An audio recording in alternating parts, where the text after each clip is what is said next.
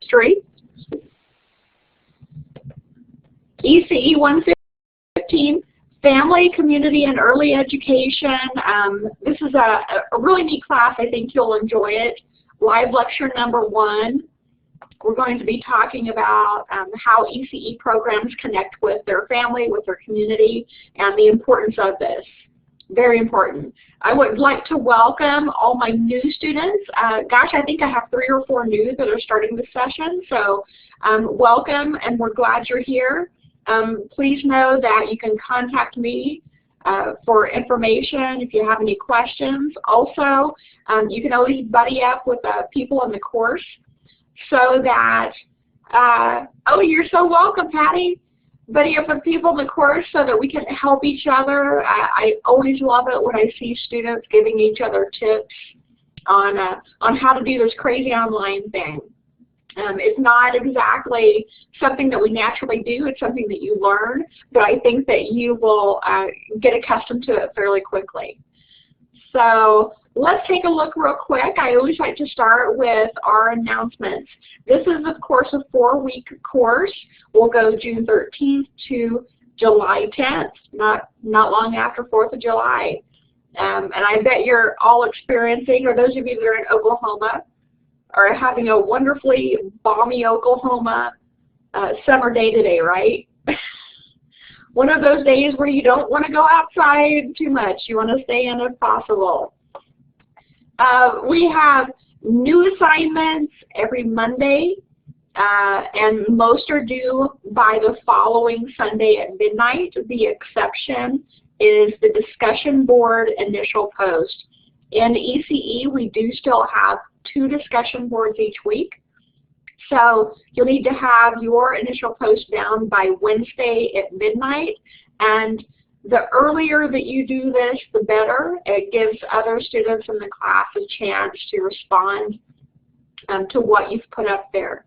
Also, I believe I have these all shut off now, but just in case, on discussion boards, please do go ahead and post that as opposed to adding a file. Some students want to upload a file for the discussion board post, and what I find is that the ones that are uploaded as a file aren't read as much. So if you will, even if you want to type your discussion board up, say in Word or Google Docs, that's fine, but then copy and paste it onto the discussion board postings, and that way it's easy to pull up, it's there, it's easy to read. So it's just a good tip there. And then on the discussion board, you'll need to reply to two classmates in each discussion board by midnight on Sunday. So you'll have a total of at least 4 discussion replies. You're welcome to reply to more if you like, though. And in this course, sometimes we have a final project at the end, but for this course we actually have a final exam. So you really don't have much to do extra each week as far as getting ready for that final project goes, mainly keeping up with the chapters and keeping up with the quizzes. Please be sure and take your quiz by Sunday at midnight of each week. Okay? And Miss Jessica is here. Hi, Jessica. Get you written down. All right, so that's what's going on, guys. I want to walk through really quick, just kind of a typical workflow so that you'll have an idea of where we're headed, right, and how it works. This is just a copy of week 1. Let me get my pointer out here. Since it's so hot, of course we're doing the sunshine.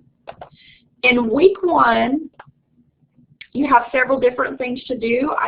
Oh, no Pinterest this time, Desiree. You're right, you spotted it. But we probably will in the next course. So in this one, we're not using it. You're right.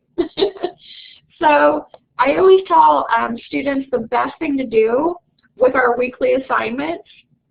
Oh, and this is your last class, Brittany. Are you kidding me? Oh my gosh, it's flown by.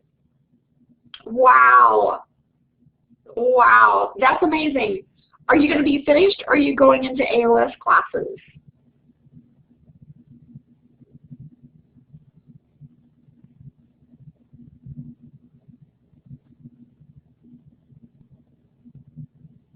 You'll be going into associates. Okay, okay. Well, let me tell you, there's a chance you could have me one more time.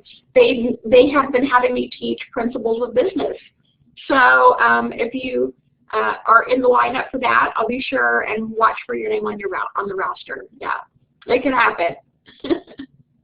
Okay, so our typical work week, I always say look at the screen, and if you look to the left at first, we have our readings. Intro to ECE Chapter 3 is what we're going over this week. We also have media listed on the left as well, so you need to read through the PowerPoint, the vocabulary terms, the supplemental resources that will help you complete your assignments for the week, and then also I have a video normally for each week. So if you will start on the left and sort of work your way to the right, it kind of follows in order. In the center, we've got our 2 discussion boards. Your family and methods of communication are the ones for this week. So be sure, I hope you've already put your initial discussion post up on Wednesday. If you have not, please go ahead and do that. I will give partial points for late posts. Some instructors do not. They give a Wednesday cutoff time, Wednesday at midnight or Tuesday at midnight, depending on the course. But I will go ahead and give you partial points if you miss that deadline. So if you have already, go ahead and get it up there. Also, our live lecture. Oh no, I've got the time wrong on this slide. And the day. Okay, our live lecture, don't pay any attention to this. Our live lecture is always Thursdays at 8 o'clock p.m. If you're here for it, all you need to do is be here, listen, and participate, and you'll get your 100 points. If you miss it for some reason, I know sometimes life comes up. Some people have jobs at night. You might be doing things with the family. So you can always watch the recording. I'll put up the recording here. You need to submit a 250-word summary in this area where it says live lecture summary upload to get your 100 points. Please be sure and stay up with these if you do miss them, because live lectures account for 10% of your grade. And I don't want your grade to be hurt by simply not submitting summaries if you've missed. The thing is, 10% of the grade means that there's no way to make an A if you haven't done your live lectures. So you want to do that. Next, we have 2 assignments, family history, case studies for this week, and then also the Chapter 3 quiz.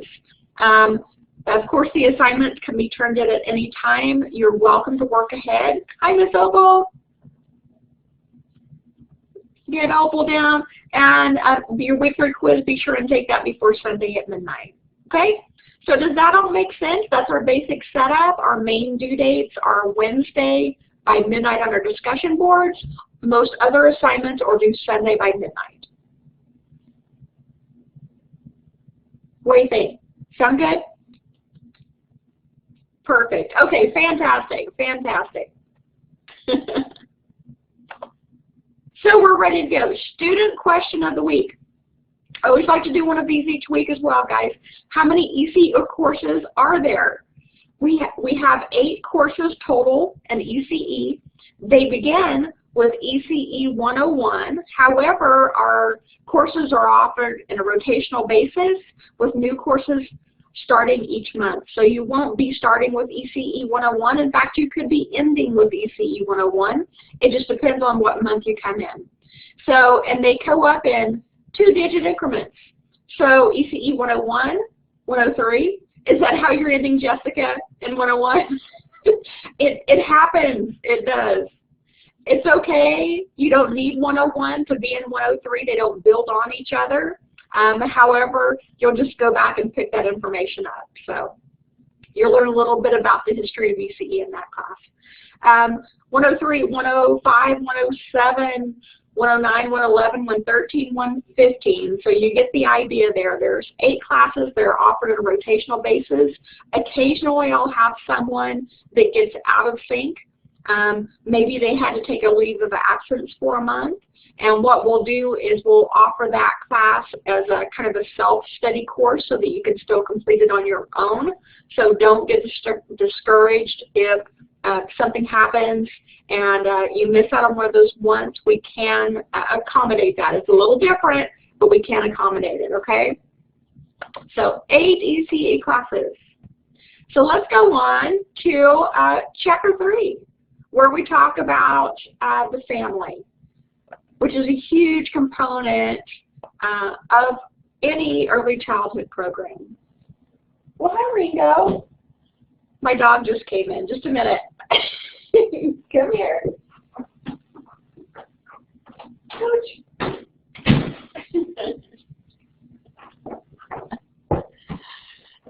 Sorry, we have the lever doors, and he knows how to open the door. And I would leave him in here, but he's going to start barking because people are moving around outside, and I don't want barking in the background. Love my dogs, though. Okay, the family. Let's look at what has an impact on the family. Sometimes we don't realize all the components out there. If we start in the center of this bullseye, you've got the microsystem. This is the family itself. And you know we have all different shapes and sizes of families and configurations. We might have adoptive families, step families, blended families, traditional families. So we have the family itself, whatever precious unit it may be. We've got the classroom that the students are in, and we've got the workplace, maybe where the parents work or where you as an ECE instructor works. So that's the microsystem. Next we move out to the mesosystem, and these are relationships with the family. Could be other family members that don't live in the home, could be friends, colleagues from work, employment practices, things that are going to impact the family when they have to be at work. The exosystem are governmental agencies, mass media. So you'll notice we're moving farther and farther out, yet we can still have an impact on the family. Taxes, public schools, all these things that are government related. And then we have the macro system, cultural, political, and economic forces, things that we can't necessarily control, right? Are those things in that outer realm. So you've got 4 basic impacts on the family: the microsystem, mesosystem, exosystem, and macrosystem. And you may need that for the quiz. Okay? Next, the family is and always has been the most important element in most children's lives. So we talked before in the last slide about what different forms families can take, and there's a vast array of forms. How has your family changed in form over the past 3 or 4 generations? Let's just sit and think about that just a minute. Let me get Jasmine written down here. Think about your family. Think about your grandparents, your parents, and then yourself and maybe your family if you have one of your own. So think about how the families have changed in 3 or 4 generations. You guys give me a few ideas in the chat box. How have families changed?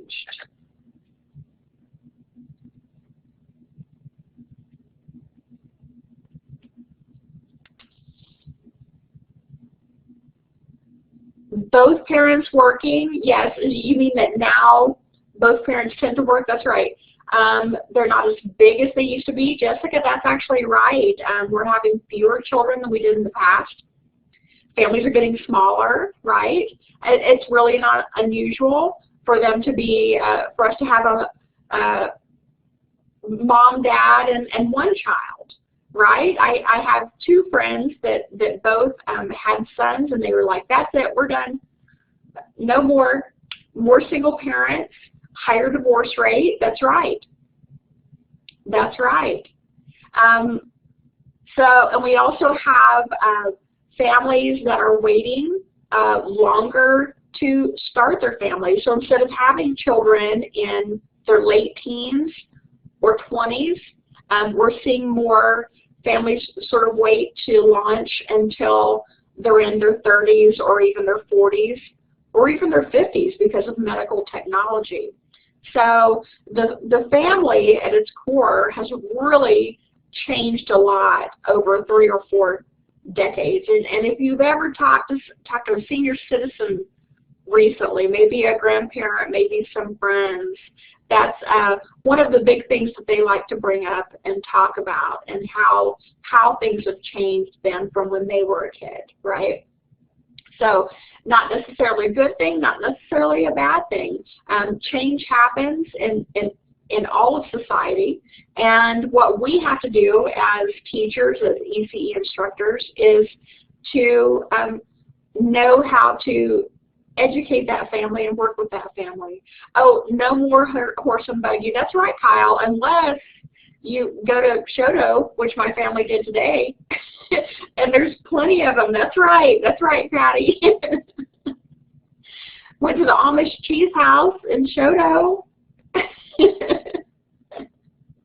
Me too. So what do families need? Well, families need responsible, knowledgeable adults to care for children while the parents work. And think about that. That's one of the most important things that our families are looking for. If you've ever gone through this process of looking at daycares or preschools or home care, or maybe even shopping around for nannies, because this is a big job right now. We're seeing more and more nanny advertisements in the Tulsa area. I did it myself for about 2 years, and it was a lot of fun to be able to work with and spoil someone else's children, just a couple of them. So they're looking for responsible, knowledgeable adults, and that's what we want to create here in the program. They also need help with information about parenting and the stages of parenthood. So you're not just teaching the children, you're also teaching and working with the families, because we want to provide them with some of this amazing information that you're going to learn in the program. You want to be able to pass that along to them in a readable form. So we'll be talking about that as well. Also, families need empowerment so that they feel confident and competent in their parenting roles. You know, so many people think that once you have your first child, you're going to instantly know what to do in all areas of parenting, and the truth is we do not. It is learn as you go. It's panicky at times, and I just love the fact that when my children came along, I had access to the internet. I don't know what I would have done if I had kids back in the 70s and 80s when you had to, I don't know, run to the library and find a book. You can get, you have this access to so much more information now, and so easily. Trial and error, that's right, Patty. You know, our first one, that's the one we're trial and erroring on. And they're all different, so you never know from one child to another. So we need to be empowered. Oh, they were born in the 80s. Oh, we didn't have internet yet, Patty, that's right. Might have used a Dr. Spock book or two. We also need coordination of family needs and the program through communication, and communication has changed so much again over the years. We're going to talk about that in a few slides down. Educators, I love this quote, and I've seen it on Facebook several times. Educators are the only people who lose sleep over other people's children, and we really do. Once you have a classroom full of kids, or, you know, Kyle, I think you coach a little bit as well. When you have a group of kids that you're working with, maybe you're teaching a Sunday school class. these children become part of you. You worry about them. You worry about what their families are going through. Maybe they've lost a loved one. Maybe a parent has lost a job. There's so many things in the world that are impacting these families, therefore impacting the children that we're working with. That teachers often go to sleep at night trying to solve those problems or think about how they can help. So we want you to have those resources. Communication. All right, time to do a little brainstorming. I get my text typer out here, nice and big so we can read it. Oh, even when you were teaching adults, Kyle, I completely agree. I completely agree. You know, no matter what age our students are, you worry about them. You do. You want to help solve those problems. You want to help make their life a little bit better, right? So with communication between parents and children, I want you to think about what are some different ways we can communicate. So you guys give me some ideas. How can we communicate with the parents of the children in our centers that we're caring for? And there's lots of different ways. Lots of different ways. Give me some ideas, guys. I'm raring to go. I'm not saying it's all going to be typed correctly. Notes home. Yep. Notes and letters. Flyers. Very good. In fact, I think we just did some of those. Old-fashioned phone calls. That's right. Text messaging. Definitely. Email. Informal, talking to the parents in the morning, definitely. Let me move over here. Talking at, let's say, drop off and pickup time, right? In fact, that's when we get a lot of our information from our parents, when they're wanting to talk about it face to face. That's right.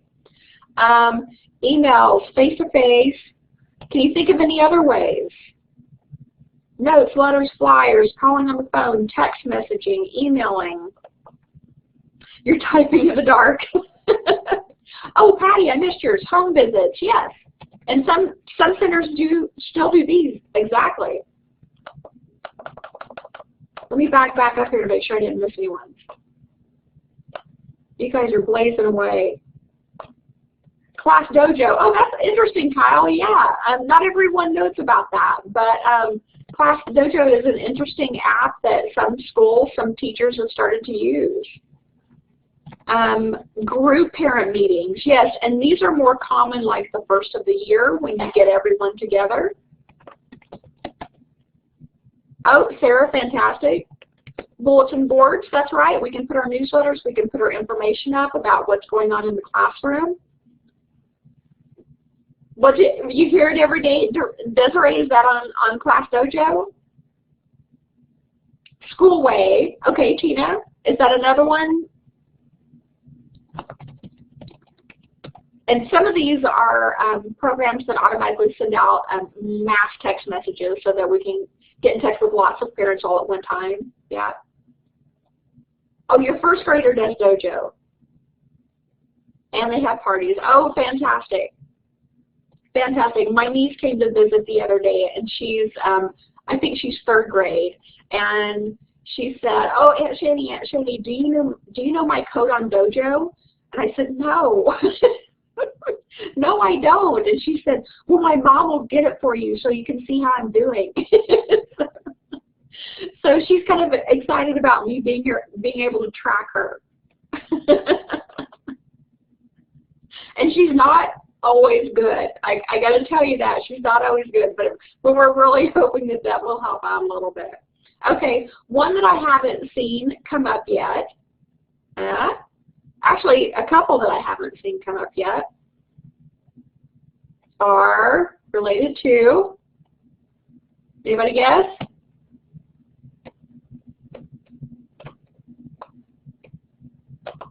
I gave you the first three letters.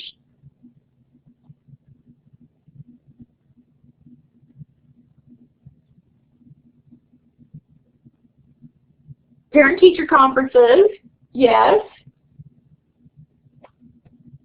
Let me hop back over here.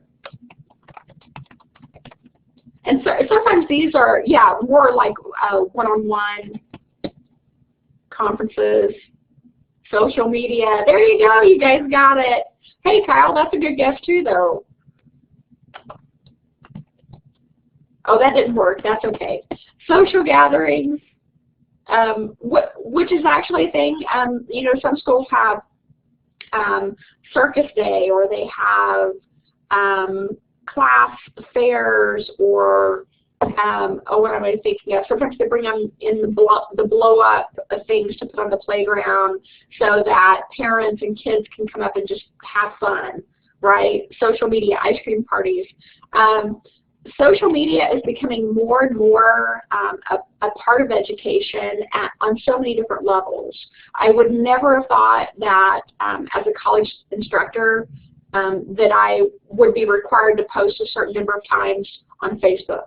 But I do. It's part of my job. I need to have my instructor page, and I need to post at least 3 times a week. I usually hit more than that.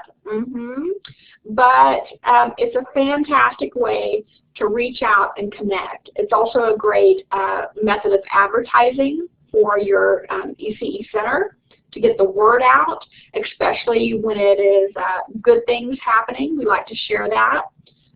Some places use Twitter. Some ECE centers use Instagram as well. So they'll put up pictures through the day of what the kids are doing and what activities they're participating in.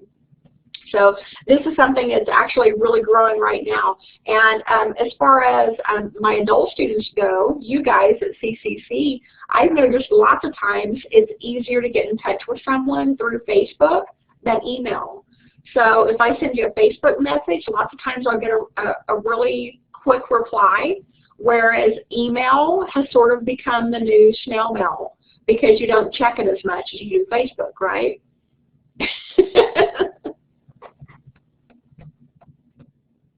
Oh, and that's right, Sarah. Yeah, one problem you may have that's true is that you'll have to have signed forms verifying that it's okay for their children to be posted on Facebook. And you may have parents that simply do not want that. And it's something you'll have to accommodate. Yeah, that's true. That kid might have to be out of the picture or frame it just a little bit different. Yeah. So it's an interesting thing that's come up, and really, I'm going to say the last, 3 or so years is where we've seen it more and more in ECE. I've got a page here, and I think we named about all of these: greeting and departure conversations, telephone calls, brief personalized notes, parent-teacher conference, home visits, written communiques, isn't that fancy? Bulletin boards, meeting or group functions. So way to go, guys. You nailed all of those. Good job. So family involvement. What can we do with the families? Because we want them to feel very connected to the program, and we want the family to help enrich the program.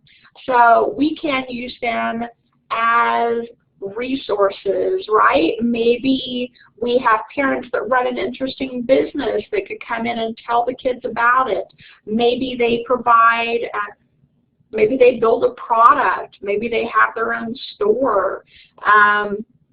Maybe they're a resource for materials for art projects. There's lots of different ways that you can get the families involved. Oh, educator does male involvement. Oh, good, Desiree. Good, definitely.